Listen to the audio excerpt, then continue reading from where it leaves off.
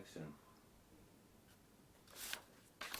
So you've made your net and you've put the creases in and you want to fold up the box. The question is, how do you do it? Do you just fold it anyway, or is there a right and a wrong? Well, actually there is a right and wrong way.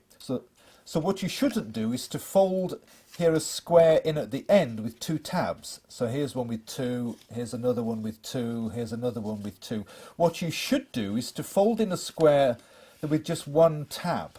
Here like this, let me show you. So fold in the two sides and then fold in this one and put the tabs inside. This is quite easy to do.